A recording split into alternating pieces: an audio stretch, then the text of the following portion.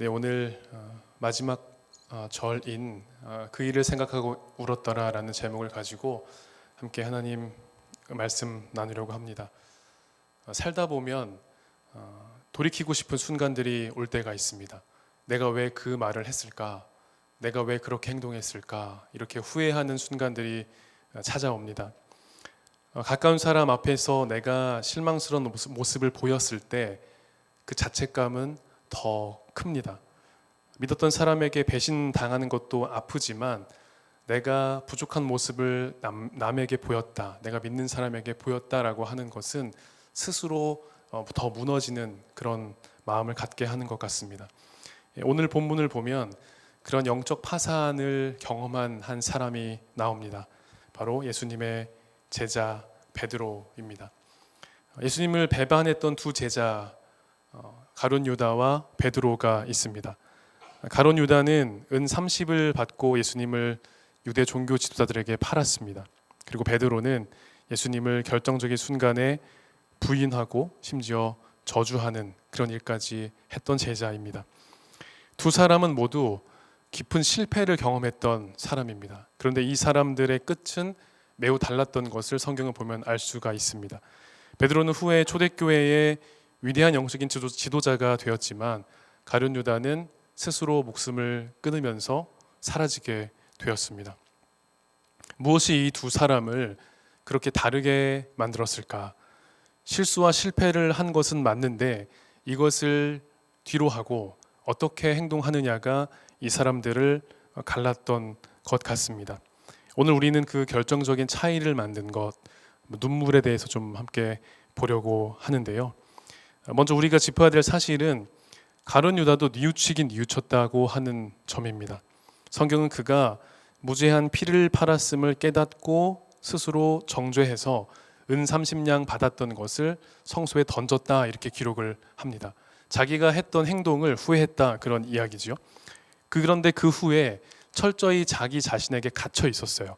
그래서 자기 자신을 괴로워하고 내가 왜 그랬을까 자책하고 그 감정이 끝내 나를 집어삼켜서 결정해서는 안 되는 선택을 한 것을 우리가 말씀을 통해서 볼 수가 있습니다. 그런데 베드로는 조금 달랐습니다. 똑같이 배반했고 저주하고 부인했는데도 불구하고 베드로는 그렇게 되지 않았습니다. 베드로가 쏟아낸 그 눈물과 통곡이 어떤 의미를 가지는지 오늘 그 말씀을 통해서 우리는 어떻게 살아가야 하는지를 좀 함께 살펴보려고 합니다. 오늘 본문의 상황을 좀 보면 예수님께서 체포되셨습니다. 그래서 대제사장의 뜰에 지금 잡혀오셨습니다. 그때 베드로도 궁금해서 그 뒤를 따라왔어요.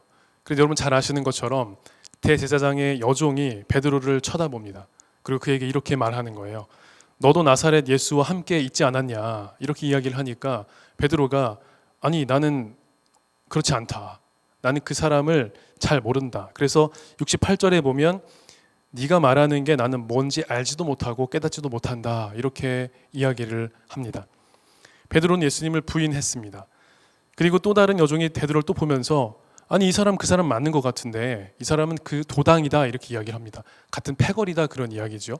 그러니까 이 사람이 베드로가 다시 71절에 일단 아니다 이렇게 이야기를 합니다. 그리고 조금 다른 다음에 다시 다른 사람들이 너 그 참으로 그 도당 아니냐라고 하니까 71절에 베드로가 저주하며 맹세하되 나는 너희가 말하는 이 사람을 알지 못하노라 하니 이렇게 이야기를 하는 거죠. 베드로가 저주하면서 나는 저 인간 알지도 못하고 저 사람과 난 상관이 없는 사람이다 이렇게 부인을 했다는 겁니다. 첫 번째 부인은 조금 얼버무리는 정도의 부인이었습니다. 두 번째로는 나 아니다 이렇게 한 번 더 밀어냈어요. 근데 세 번째는 더 강하게 저주하고 맹세하고 난 저 사람과 상관없다 그렇게 이야기를 했다는 거죠. 부인의 이 강도가 점점점 세지고 있었어요. 그런데 여러분 베드로를 한번 생각해 볼까요? 베드로가 어떤 사람이었습니까? 예수님의 수제자라고 불리는 사람입니다. 예수님의 가장 신뢰하는 제자 중에 한 사람이기도 했습니다. 그리고 예수님 앞에서 가장 많은 실패를 한 사람이기도 했습니다. 베드로는 이런 마음을 가지고 있었어요. 다른 제자들은 다 도망가도 나는 아니다. 그리고 예수님께 그렇게 실제로 이야기하기도 했습니다. 주님, 저는 주님을 배반하지 않습니다. 저는 어떤 일이 있어도 주님을 따를 겁니다 라고 이야기했던 사람입니다. 그래서 예수님께서 밤중에 물 위로 걸어오실 때 배 안에서 두려워서 떨던 제자들과 달리 주님 제가 가고 싶습니다 라고 하니까 오너라, 베드로가 한 발을 내딛습니다. 물 위를 걸었습니다. 그런 사람이 바로 베드로였습니다. 예수님이 체포당하실 때도 너무 화가 나가지고 칼을 뽑아서 칼을 막 휘둘렀더니 대제사장의 종인 사람의 귀가 잘렸다, 이렇게 성경에 나와 있습니다. 여기서 우리는 베드로를 조금 변호하고 싶은 생각이 들기도 합니다. 아니 그래도 다른 제자들은 다 도망쳤는데 베드로는 도망치지 않고 예수님을 따라가가지고 예수님이 어떻게 계시는지를 좀 보려고 했던 거 아닌가요? 이런 생각을 할 수 있습니다. 그런데 냉정하게 보면 베드로가 그 위험한 뜰까지 따라간 마음속에 주님을 향한 사람이 있긴 있었지만 결과적으로 드러난 건 사랑이 아니었죠. 나는 이렇게 내 말을 지킬 수 있어. 나는 내가 예수님을 부인하지 않을 수 있어. 예수님은 비록 그렇게 말씀하셨지만 난 예수님을 끝까지 따라갈 거야. 이렇게 다짐하고 그것을 행동으로 보여주고 싶어 했던 것 같습니다. 그런데 그 사람의 이 자신감이 이 사람을 어디로 데려갔습니까? 예수님을 부인하는 자리, 가장 처참한 자리, 가장 비참한 자리로 데리고 갔습니다. 여러분, 이 본문을 보면서 어떤 생각이 드십니까? 아, 베드로가 입만 살아가지고 자기가 저렇게 될 거 알지도 못하고 고집만 세가지고 쯧쯧쯧, 이런 생각이 드시나요? 근데 우리는 베드로를 쉽게 정죄할 수가 없습니다. 그는 누구보다 예수님을 사랑한다고 자부했고 자기의 의지를 보여주기 위해서 정말로 자기에게 위협이 다가오는 것을 감수하면서도 대제사장의 뜰까지 실제로 쫓아갔던 사람입니다. 그런데 문제는 이 열심이 주님을 위한 게 아니라 나의 충성심을 드러내고 싶어 하는, 나의 말을 지킨다고 하는, 호언장담하는 그런 것에서 기인했다라고 하는 것입니다. 우리 역시 베드로처럼 뜨겁게 기도하고 뜨겁게 다짐할 때가 있습니다. 주님, 제가 어떤 상황에서도 주님을 믿겠습니다. 주님, 제가 어떤 상황에서도 주님을 의지하겠습니다. 주님을 부인하지 않겠습니다. 그렇게 기도합니다. 그렇게 외칩니다. 그리고 그것이 진심입니다. 그런데 정작 위기 앞에 섰을 때, 내가 어려운 일을 당할 때 우리는 어떻습니까? 넘어지고 쓰러지고 부인하고 나의 신앙을 저버릴 때도 있습니다. 예수님을 부인한 베드로는 이내 어떤 장면을 떠오르고 울고 맙니다. 72절을 보면 닭이 곧 두 번째 울더라. 이에 베드로가 예수께서 자기에게 하신 말씀, 곧 닭이 두 번 울기 전에 내가 세 번 나를 부인하리라 하심이 기억되어 그 일을 생각하고 울었더라. 이렇게 성경이 기록합니다. 만약 여기에서 끝났다면 베드로는 예수님을 잘 따라다녔던, 예수님의 수제자 중에 한 명이었던, 혈기왕성했던 제자 중에 한 사람으로 끝났을 것입니다. 그런데 후에 베드로가 위대한 제자고 초대교회의 위대한 지도자가 되었다라고 하는 것, 어떻게 그럴 수 있었을까?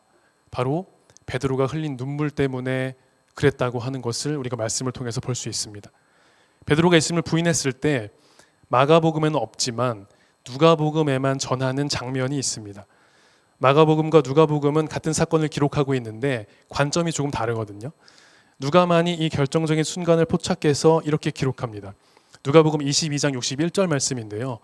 주께서 돌이켜 베드로를 보시니, 이 장면에서 이렇게 기록을 합니다. 세번역 성경을 보면 주님께서 돌아서서 베드로를 똑바로 보셨다.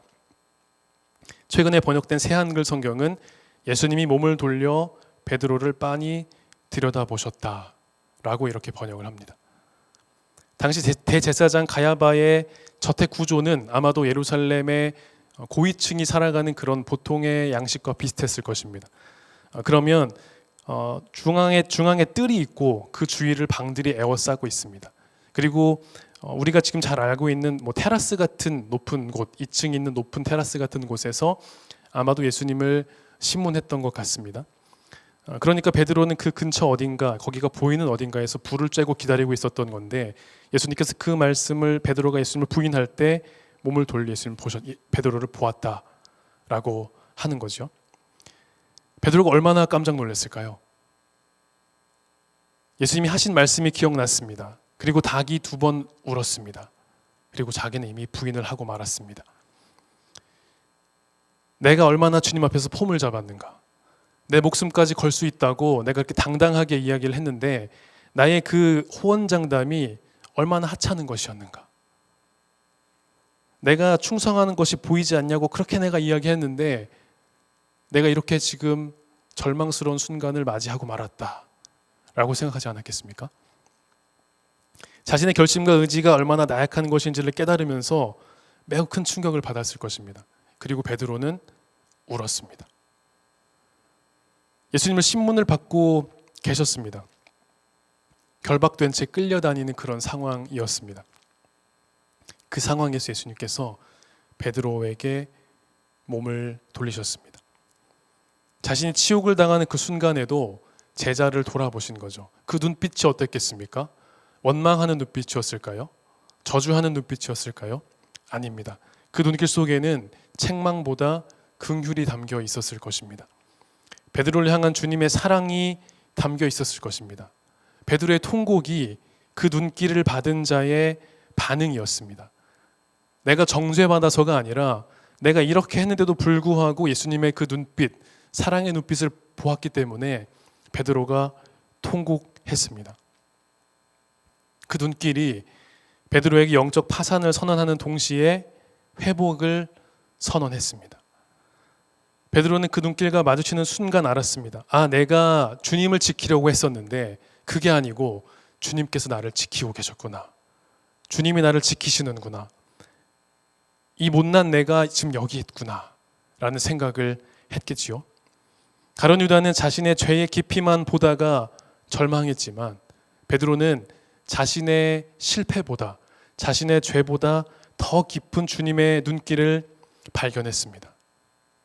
그래서 자기 혐오는 우리를 죽음으로 몰고 가지만 하나님의 사랑을 경험한 사람이 흘리는 그 눈물은 우리를 살리는 길로, 회개의 길로 인도한다는 것입니다. 우리가 큰 실수를 하게 되면 무엇보다 스스로에 대한 자책과 원망을 하게 됩니다. 자기 자신에 대한 실망도 하게 되죠. 나는 괜찮은 사람이고, 난 이런 사람이고, 나는 뭐 이 정도면 괜찮은 것 같아 라고 살다가 좌절하고 절망합니다. 여러분 생각해 보세요. 베드로는 생업을 내팽겨치고 예수님과 3년 동안 함께 먹고 자고 그렇게 살았습니다. 그리고 그 중에서도 으뜸이 되는 제자라고 불리는 사람이었습니다. 그런데 이 사람이 한순간에 자기의 안위에 대한 걱정 때문에 예수님을 3번이나 부인하고 저주하는 일을 했다라고 하는 거지요. 아마 베드로가 이렇게 생각하지 않았겠습니까? 아, 망했다. 베드로는 혼란스러웠을 거예요. 와, 이거 어떡하지? 나는 베드로인데, 예수님 수제자인데 그 여종의 말 한마디에 내가 그렇게 움츠러들었구나. 그래서 수치스러웠고 그래서 통곡했습니다. 나는 왜 나답게 살지 못할까? 난 예수님의 수제자인데 난 왜 이렇게 될 수밖에 없는가? 라고 생각했겠죠. 베드로의 이런 모습이 여러분 베드로에게만 있는 것일까요? 2000년이 지난 지금 우리 모습 속에는 없을까요? 목사님, 저는 베드로와 같은 상황을 만난 적이 없는데요 라고 생각하실 분이 있을지도 모르겠습니다. 근데 베드로의 상황을 현대 버전으로 바꿔보면 이럴 것 같아요. 여러분, 일상생활 속에서 그리스도인임을 자부하고 사람들에게 내보이고 그렇게 살아가십니까? 내가 예수님의 제자고 내가 하나님을 믿는 사람이고 그분이 나의 주인이십니다 고백하는 것이 부끄럽지 않고 당당한 사실이, 그런 고백이 여러분에게 있습니까? 예수를 믿는다는 것이 요즘 사람들 앞에서 말하기 당당하지 못한 사회가 되어버렸습니다. 기독교의 이미지가 너무나도 안 좋게 되어버렸고 기독교에 대한 신뢰도가 땅에 떨어진 시대를 우리가 살아가고 있기 때문에 우리가 움츠러드는 것이 일부 당연할 수 있습니다. 그런데 여러분, 예수 믿는다는 것이 우리에게 자랑인지, 내가 정말 당당하게 말할 수 있는 자랑스러운 사실인지 우리에게 스스로 질문해 봤으면 좋겠습니다. 제가 지금 우리 모두가 길거리에 나가서 커다란 십자가를 지고 예수 천당 불신 지옥이라고 말해야 됩니다 라고 말하는 것이 아닙니다. 내가 다른 사람들에게 기독교인으로 여겨져도 괜찮은가? 주님을 닮은 모습으로 내가 살아가고 있는가 하는 것이 중요하다고 하는 거죠. 제가 청소년부 때 청소년부 회장을 했던 형이 있습니다. 교회 많은 행사들도 참여하고 당시에는 뭐 지금보다 여러 가지 행사들을 많이 했기 때문에 앞장서서 막 열심히 이것저것 하고 했던 형이 있어요. 다리가 다쳐가지고 뭐 기부스를 하고 입원하게 돼가지고 청소년부 몇몇 친구들하고 전사님하고 같이 이렇게 병문안을 간 적이 있거든요. 근데 그 형의 친구가 미리 와 있는 거예요. 그래서 그 형이 이제 저희가 막 우르르 들어와서 하니까 누구야? 친구가 물어봐요. 그러니까 교회 전사님이랑 뭐 동생들이야 하니까 너 교회 다녔어? 이렇게 얘기를 하는 거죠. 저는 그때 좀 깜짝 놀랐습니다. 이럴 수 있는 거구나. 교회에서 열심히 봉사하고 기도하고 예배드리고 뭐 하고 해도 이 사람의 삶을 통해서 그리스도인이라는 표시가, 그 향기가 안 날 수 있는 거구나. 여러분, 이것이 비단 그 형만의 이야기입니까? 우리는 어떻게 살고 있습니까? 우리는 사람들에게 어떻게 비춰지고 있습니까? 우리의 삶이 어떻습니까? 그래서 이 시간 여러분 삶을 떠올려 보면서 베드로의 부인이 과연 나와 무관한 일인가? 스스로에게 한번 물어보셨으면 좋겠습니다. 우리가 세상의 불빛 아래서 예수님을 모른 척하는 비겁함을 가질 때 베드로가 예수님을 부인한 것과 같은, 예수님을 저주한 것과 같은 일과 본질적으로 다르지 않다는 걸 우리가 말씀을 통해서 깨달았으면 좋겠습니다. 마음이 깨질 대로 깨진 베드로가 이 위기를 벗어나는 길은 한 가지였죠. 바로 심히 통곡하는 거였습니다. 그냥 내가 잘못했지, 내가 그러면 안 됐었는데 하고 그냥 마음을 툭툭 털어내는 정도가 아니라 심히 통곡해야 하는 일이었다라고 하는 거죠. 그래서 여러분, 울어야 될 때는 울어야 됩니다. 슬퍼해야 될 때 슬퍼해야 됩니다. 내 모습이 어리석게 보일 때 그 모습 그대로 하나님 앞에 나아가야 됩니다. 내가 아무리 내 모습을 치장하고 내가 아닌 것처럼 행동하고 그렇게 산다고 하더라도 하나님께서 그걸 모르시겠습니까? 그래야 변화가 일어나고 치유가 일어나고 회복이 일어납니다. 그래야 베드로처럼 처참한 일을 경험한 후에도 우리가 다시 일어나서 새 삶을 살아갈 수가 있습니다. 여러분, 교회사에서 또 신학에서 빼놓을 수 없는 어거스틴이라고 하는 사람이 있습니다. 이 사람이 자기의 삶을 돌아보고 쓴 참회록이라는 그런 고백록이라고 하는 책이 있는데요. 이 사람이 젊은 시절에 엄청 방탕한 삶을 살았습니다. 사실 이 사람은 머리로는 기독교가 진리고 하나님이 한 분이시고라고 하는 사실을 알았습니다. 그런데 그게 마음으로 다가오지 않았어요. 그래서 마니교라고 하는 종교에도 빠지기도 하고 문란한 생활을 해가지고 젊은 시절에 사생활을 낳기도 하고 쾌락을 쫓으면서 유흥에 빠져 살았습니다. 그랬던 이 사람이 고백록에서 자신이 변화된 것을 이렇게 쓰고 있습니다. 내 영혼이 깊숙이 숨겨져 있는 내 인생의 비참함이 그대로 내 눈앞에 드러났고 강한 폭풍이 내 영혼을 흔들더니 내 눈에서는 눈물이 폭우처럼 쏟아지기 시작했습니다. 이렇게 고백을 해요. 그렇게 눈물로 완전히 무너졌을 때 담장 너머에서 어떤 목소리가, 아이들의 목소리가 들려옵니다. 집어서 읽어라. 톨레레게라고 하는 목소리가 막 들려오는 거예요. 그러니까 이 사람이 그 음성에 이끌려서 후에는 그것이 하나님의 음성이었다라고 고백을 하거든요. 성경책을 집어듭니다. 그리고 성경을 펴는데 로마서 13장 13절에서 14절 말씀이 나옵니다. 어떤 말씀이냐? 낮에와 같이 단정히 행하고 방탕하거나 술 취하지 말며 음란하거나 호색하지 말며 다투거나 시기하지 말고 오직 주 예수 그리스도로 옷 입고 정욕을 위하여 육신의 일을 도모하지 말라라고 하는 말씀이었습니다. 그리고 그 말씀이 이 사람의 영혼을 관통했습니다. 어거스틴이 흘렸던 이 눈물이 단순히 감정이 폭발한 눈물이 아니라 하나님 앞에서 내가 얼마나 소망 없는 존재인가, 내가 얼마나 비참한 존재인가라고 하는 것을 확인한 자기 파산의 눈물이었습니다. 지성으로 설득되는 것과 눈물로 무너지는 것은 여러분 다릅니다. 내가 알고 있어도 그것이 내 마음까지 내려오는 데는 한참 걸린다는 것을 제가 길게 설명드리지 않아도 여러분 잘 아실 거라고 생각합니다. 어거스틴은 하나님 앞에서 완전히 무너졌고 그 무너짐의 자리에서 비로소 하나님의 말씀이 이 사람을 다시 일으켜 세웠습니다. 여러분, 어떤 사람이 올 수 있습니까? 자존심이 세고 남들에게 세 보이고 싶은 사람은 우는 것을 부끄러운 것으로 여깁니다. 나는 강한 사람이야. 나는 문제가 없어. 난 어떤 상황에 와도 강인한 사람이야. 그 우는 건 나약한 사람들이나 하는 거지 라고 생각하면 여러분 울 수 없습니다. 여러분, 통곡할 일이 있는 사람은 그런데 다른 사람의 시선에 연연하지 않습니다. 가족을 잃어버리거나 참사를 당하거나 혹은 비참한 일을 당한 사람들이 주변 사람들의 눈치를 봐가면서 훌쩍훌쩍 우는 걸 본 적이 계십니까? 그렇지 않죠. 그냥 무너져서 통곡합니다. 그러니까 여러분, 하나님께서 하나님을 만난 사람은, 하나님의 사랑을 깨달은 사람은 그냥 내가 이렇게 살아야지 흑흑 이게 아니고 눈물로 주님 앞에 엎드려야 될 때가 있다고 하는 겁니다. 자신의 모습에 실망하고 비참한 내 모습을 말씀 앞에서 마주하고 내 옛 자아를 벗어버리고 새 정체성을 내가 회복하고 싶다면 여러분, 하나님 앞에서 우시기 바랍니다. 눈물은 여러분, 우리의 연약함과 상처를 인정하는 표현입니다.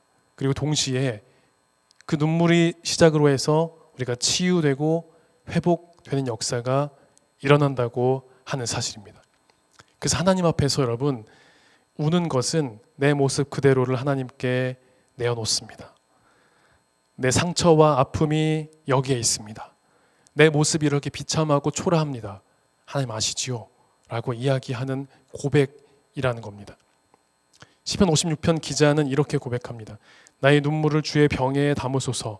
이것이 주의 책에 기록되지 아니하였나이까. 우리 눈물이 하나님께 기억된다는 겁니다. 하나님은 우리가 흘리는 눈물을 외면하지 않으시고 그분 앞에서 우리가 무너질 때 그 눈물을 통해서 그 눈물을 시작으로 우리를 새롭게 세워 가신다고 하는 겁니다. 여러분, 내일부터 고난주간이 시작됩니다. 예수님께서 오늘 종려주일로 우리가 예수님께서 예루살렘 성에 입성하신 것을 기념하는 주일로 지켰는데요. 그때부터 십자가에 달리시기까지 그 마지막 한 주간을 고난주간이라고 부릅니다. 이 한 주간 동안 예수님께서 어떤 일을 겪으셨습니까? 신문 당하셨습니다. 그리고 채찍질 당하셨습니다. 조롱 당하셨습니다. 그리고 배신 당하셨습니다. 그리고 십자가에 달려 돌아가셨습니다. 베드로가 부인했던 그 밤도 이 고난주간의 한복판에 있습니다. 이 고난주간 여러분, 우리가 예수님의 고난을 관람하는 기간이 아닙니다. 그분의 고난 앞에서 나 자신을 비추어 보는 겁니다.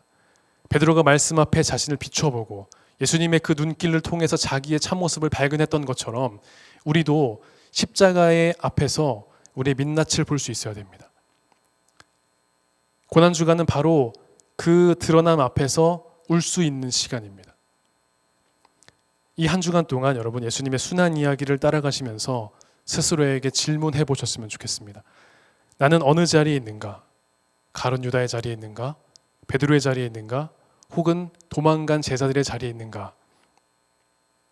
우리 중 그 누구도 완전히 내가 주님 앞에서 떳떳합니다 라고 말할 수 있는 사람은 아무도 없습니다. 그렇다면 고난주간은 바로 우리가 베드로처럼 울 수 있는 그런 시간이어야 합니다. 주님의 눈길을 받고 그 눈길 앞에서 통곡하는 시간입니다. 그래서 여러분, 지금 마음속으로 내가 고난주간을 어떻게 보낼 것인지, 바쁘니까 일정이 많으니까 그냥 하루에 잠깐 기도하고 예수님이 이렇게 힘드셨겠구나 라고 할까가 아니라 조금씩이라도 시간을 내어서 예수님의 고난을 묵상하시고 매일 기도하시고 말씀과 더 가까이 살아가는 여러분이 되셨으면 좋겠습니다. 이제 말씀을 맺으려고 합니다. 여러분, 무엇을 생각하면서 눈물을 흘리고 계십니까? 그때 그거 샀어야 됐는데, 그때 그 주식을 샀어야 됐는데, 그때 이것저것 했어야 됐는데, 이런 고민을 가지고 눈물을 흘리고 고뇌하고 후회하고 계십니까? 여러분, 언젠가는 없어질 그런 것들로 울지 마시기 바랍니다. 정말 귀하고 중요한 것, 영원한 것, 없어지지 않을 것을 바라보시면서 여러분 눈물 흘리시기를 바랍니다. 우리 모두는 베드로와 같이 부끄러운 모습과 연약함이 있습니다. 그 모습을 인정하는 것이 쉽지 않지만 바로 그것을 인정하면서 우는 것이 우리의 회개의 첫 걸음이다 라고 하는 거죠. 그래서 우리가 진정 생각하고 눈물을 흘려야 할 것은 바로 우리 자신의 부족함과 연약함과 무능함입니다.